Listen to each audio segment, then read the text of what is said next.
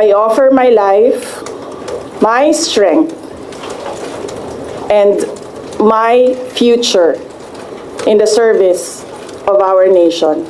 Ako si Sara Duterte. Tatakbo bilang Pangulo ng Pilipinas. Shukran. Magandang umaga.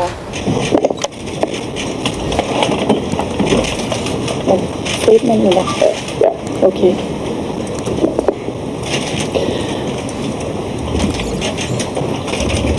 Assalamualaikum warahmatullahi wabarakatuh.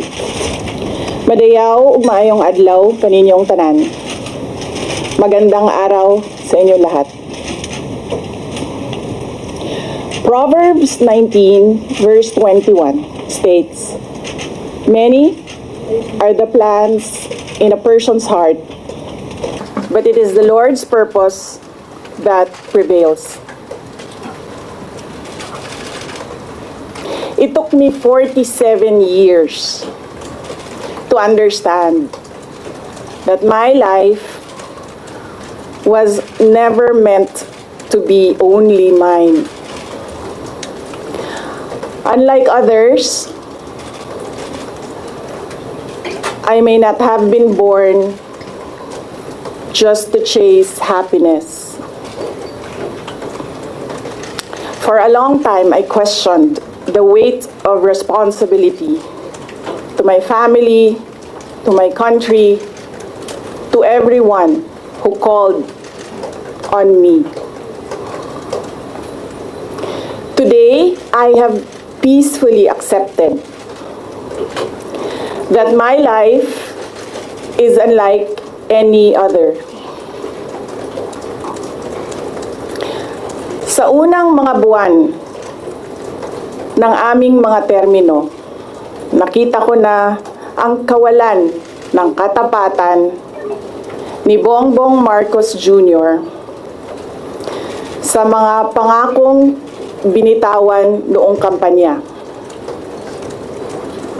pati na sa kanyang sinumpaang tungkulin para sa bayan. Dahil hindi ko kinaya na maging bahagi ng 2025 national budget na tadtad ng katiwalian, pinili kong umalis sa kabinete kahit alam ko na mula pa noong 2023 na ang magiging kapalit ay ang aking impeachment. Mga kababayan, humihingi ako ng paumanhin. Patawad kung tinulungan ko mahalal si BBM bilang Pangulo ng ating bansa.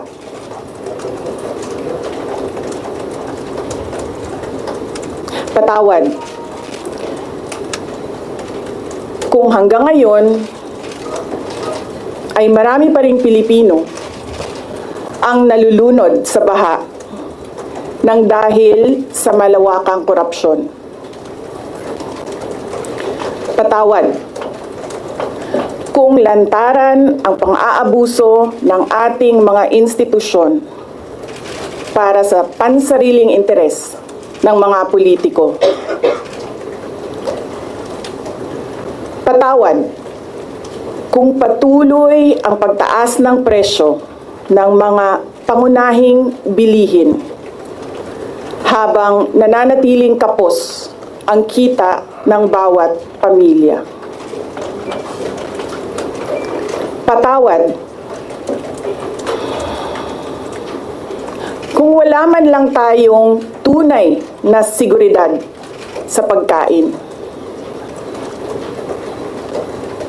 Patawad kung may nagkakasakit at binabawian bigla ng buhay dahil sa kakulangan ng maayos at epektibong healthcare system. hindi ako kailanman natakot sa pagsira nila sa pangalan ko. Ngunit, may takot ako para sa ating mga anak. May takot ako para sa susunod na henerasyon.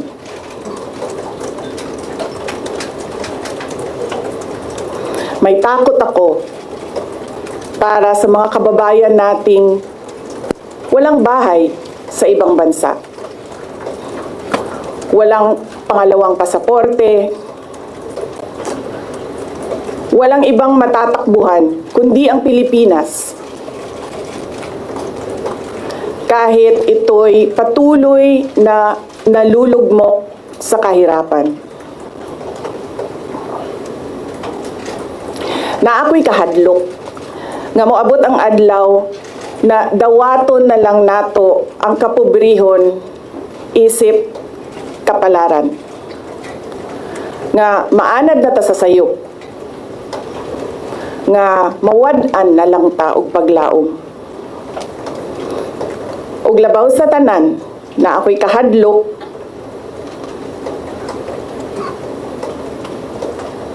nga moabot ang adlaw nga wala na tay Pilipinas nga ikahatag sa atong mga anak. I cannot kneel before each and every Filipino to beg for forgiveness. Instead,